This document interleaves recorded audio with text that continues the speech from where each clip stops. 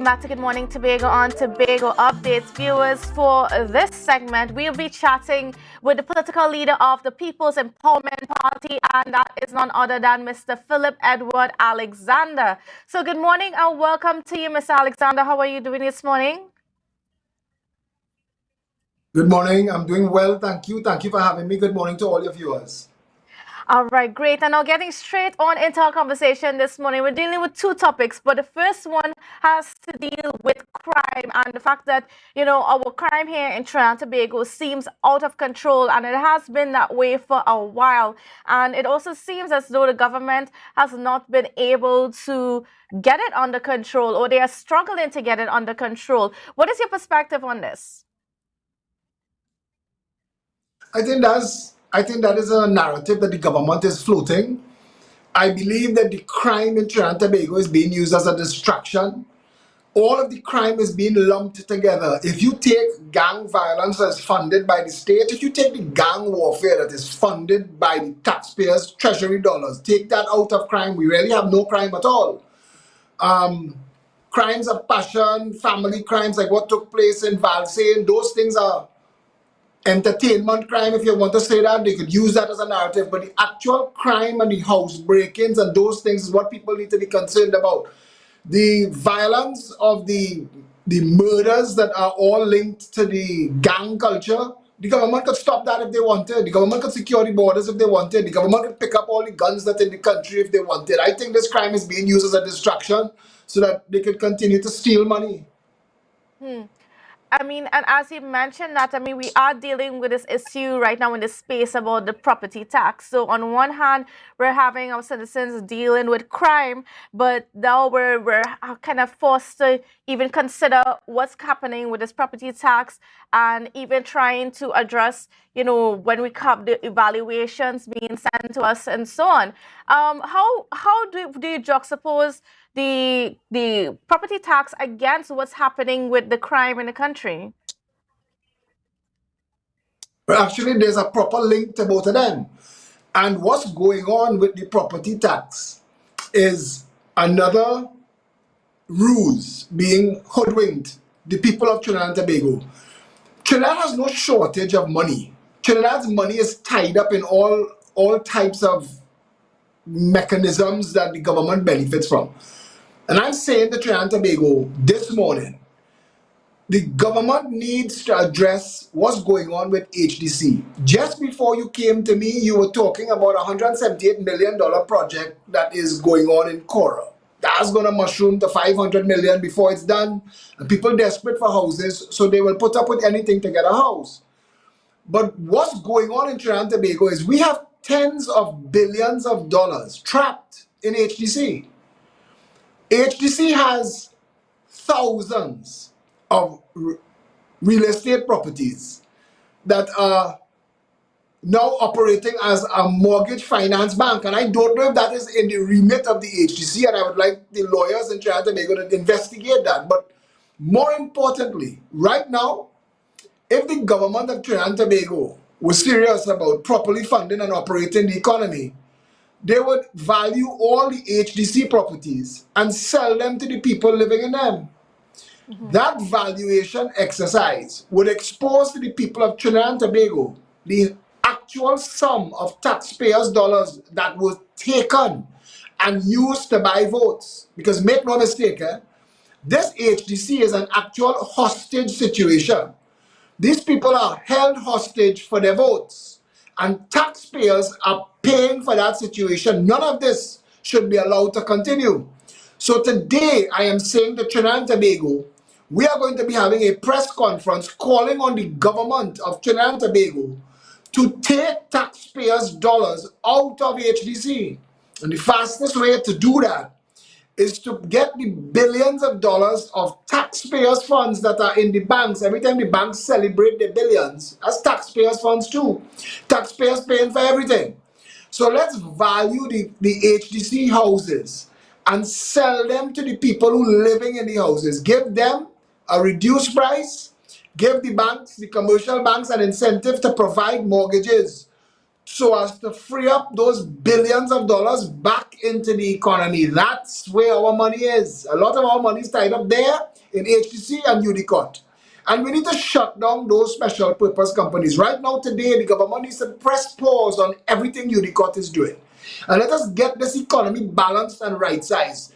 The idea that you have to come to take money from people as property tax who've already paid 40 and 50 years worth of property tax as stamp duty when they bought the property is a criminal act. And we are not going to stand for this. And we are going to march, and we are going to protest, and we are going to mobilize the 500,000 property owners in Trinidad and Tobago. And this government will pay a heavy price. I'm saying to Trinidad and Tobago, this property tax, I'm saying it directly to Colin Imbert this morning. This property tax will be repealed by this government or the next. The march and the protest that we are going to organize against this property tax will make Section 34 look like a carnival band. We are going to end this. There are ways to get the money back. Our money is tied up in one Woodbrook place. There are government ministers, present and former members of parliament that are drawing revenue from one Woodbrook place. When you do a valuation exercise into HDC, you will find present and past government ministers and members of parliament and other agents of the state owning HDC properties and renting them out. All of this needs to be addressed. The Director of Public Prosecutions needs to get involved in this. It is a big, dirty mess, and we need to now address all of it. If we have to run the economy for the government so the government can understand that we are not accepting a property tax when what is being done with our funds is that it's being misused, we're going to show you how to use it properly. The first step, get our money out of one Woodbrook place. There's one fella in one Woodbrook place have about 9 properties in one Woodbrook place renting out as commercial business. Sell it to him. Stop being his landlord. Get Now, Mr. all that money back out and put back in. Now, Mr. Alexander, I wanted to get from you though. What do you think about the fact that the government has been targeting the residential population for the first phase of this property tax instead of commercial or industrial properties? They're not supposed to be taxing anybody. And if they went at the commercial properties, they would find themselves in court quick. And they know that. They're expecting the population to be sheep. They're expecting to be able to silence us and to browbeat us into acceptance. But they've gone too far. And they've triggered something in the people in Trinidad and Tobago. They've united people from the bottom to the top. They've united Goodwood Park with Beetham. They've united people who would never have been on the same side of any political issue. Everybody is united in disgust. I want you to understand this again. A property tax that you want to take from people and you're justifying it to say that this is to go towards maintaining the country and maintaining the communities. You've already gotten that. You've gotten 50 years. The worth of property tax as stamp duty. If you want to take a property tax, give everybody back their stamp duty. You cannot tax people twice. That's a criminal act. We're not accepting this. The reason they cannot go on the industrial properties and the commercial properties is a lot of these properties are owned by friends and financiers of the government. They're playing a funny game. But I think they back themselves into a corner because they've run out of oil and gas money and they don't know how to monetize it because every move they make, Guyana outplaying them. And we're not hearing this on the news. Guyana is outplaying Trinidad and Tobago, and the only reason we still have any drips of revenue is because Venezuela is in whatever crisis Venezuela is in. If Venezuela economy was to be free tomorrow, Trinidad would collapse. Stuart Young is so frustrated in his job. He attacked Ronald Harford without even knowing who Ronald Harford is or what Ronald Harford represents to the economy of Trinidad and Tobago. Stuart Young attacked him for calling for accountability in the oil and gas because Stuart Young cannot account. Stuart Young cannot account. They do not know what they are doing where oil and gas is concerned. The government is backed into a corner. They are in panic mode. They are operating in panic mode. And Keith Rowley is telegraphing that he doesn't care if he loses the election. He's going to double down on this property tax. And I want to let him know clear, in no uncertain terms, every single organization in this country will unite against him, against this property tax. And I want to say one more thing to Trinidadians. When we call this march and this protest and we call for every political party and every political voice to unite, listen for those who are not united, and you will know those who have an agenda, who are secretly supporting the PNM and this idea that the taxpayers could be taken advantage of. Pay very close attention to what everybody does next. Now, the government, the Prime Minister, the Minister of Finance, they are all saying that, the property tax is what's needed for them to be able to fund the local government, to even fund in the THA here in Tobago and so on. What do you say about that argument about, the reason why the local government is underfunded in Trinidad and Tobago is because we are not collecting, or we have not been collecting property tax since 2009? First of all, you have to understand, local government does not need funding. We have two levels of government in Trinidad only because there was a time when Trinidad was supposed to be part of a federation of Caribbean states, and every state would have had its headquarters, its central government in Trinidad, the first location of the headquarters of the Federation of Caribbean States. We would have been the lead country, and everybody would have had to have local government outside there picking up the trash, making sure water flowing and paving the roads. When that collapsed, when Eric Williams and Jamaica fell out, when 1 from 10 equal naught, it stopped being a federation of Caribbean states. But the British said, still, all of y'all get out. We have no interest in any of y'all, get out. And when they went to Marlborough Place and they hastily put together a constitution, what Williams did, and Williams and Tajmol Hossain, what they did, and Ellis Clark, they took the federation's constitution and the whole model of the federation and they just put it on Trinidad and Tobago. That's why our national anthem says, side by side we stand, islands of a blue Caribbean sea. That's not for Trinidad and Tobago. That was for all the islands that were supposed to make up this federation. Our local government system in Trinidad and Tobago makes no sense. We have multiples of central government, state agencies, and local government agencies responsible for the same thing. Under the People's Partnership, there were 5 authorized organizations with responsibility for cleaning rivers. The entire local government system needs to be repealed.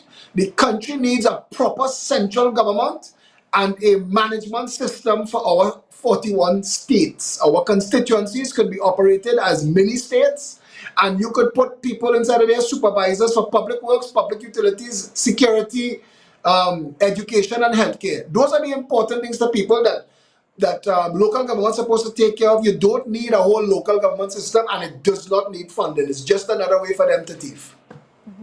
Now, you say that the PP is going to be going on some protests and some marches and so on pretty soon. Is that going to be nationwide? Is there going to be some in Tobago, or is it going to be just in Trinidad? This has united Trinidad and Tobago. Tobagonians are just as incensed as Trinidadians. In fact, most of the messages I get in are from Tobagonians telling me, come here.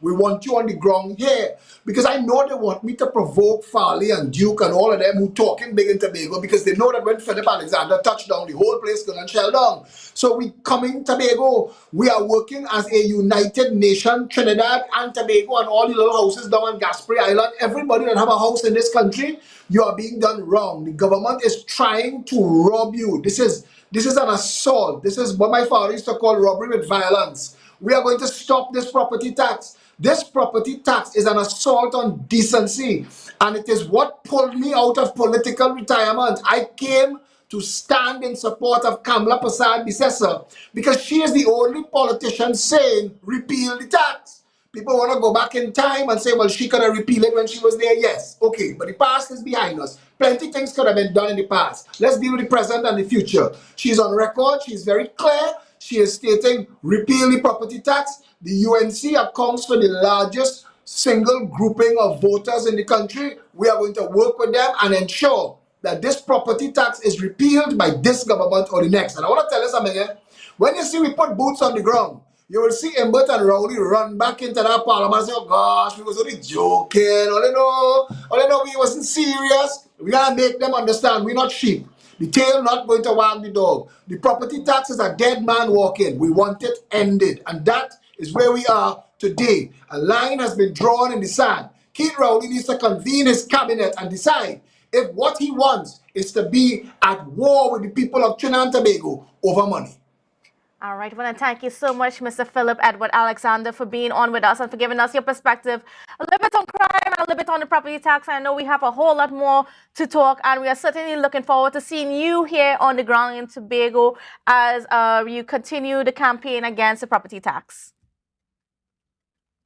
Thank you very much for having me.